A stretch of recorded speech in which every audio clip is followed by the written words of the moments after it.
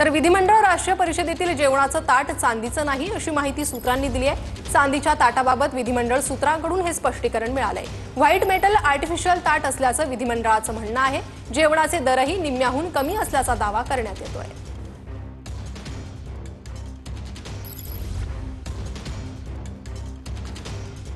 तर जेवणाचं ताट चांदीचं नाही असं विधिमंडळ सूत्रांकडून स्पष्टीकरण देण्यात आलेलं आहे।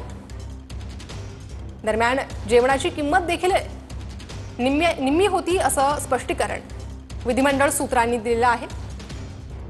तर ही जेवणाचं ताट चांदीचं असल्याची चर्चा होती, मात्र ही चर्चा विधिमंडळ सूत्रांकडून नाकारण्यात आलेली आहे। विधिमंडळ राष्ट्रीय परिषदेतील जेवणाचं ताट चांदीचं नव्हतं असं विधिमंडळ सूत्रांनी स्पष्ट केलेलं आहे।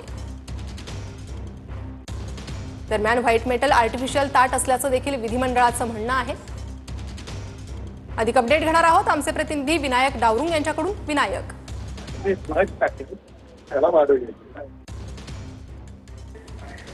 झालेला होता या कार्यक्रमामध्ये अंदाज समितीचा हा कार्यक्रम संसदेकडून आयोजित करण्यात आला होता।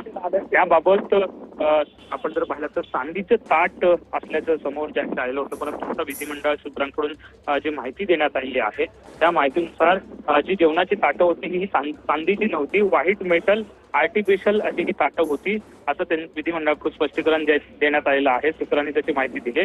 त्याचप्रमाणे जेवणाचे दर जे आहेत ते लावलेले आहेत ते दर सुद्धा निम्मे होते, जी दाखवले जाते त्यापेक्षा निम्मे होते असं स्पष्टीकरण जे आहे ते विधिमंडळाकडून देण्यात आलंय। नक्कीच विनायक, धन्यवाद या सविस्तर माहितीसाठी। तर जेवणाचे दरही निम्म्याहून कमी असल्याचा दावा करण्यात येतोय। दरम्यान एकूण 4,500 खर्च या जेवणावर झाल्याच्या चर्चा होत्या, मात्र या चर्चांना विधिमंडळ सूत्रांनी नाकारलंय।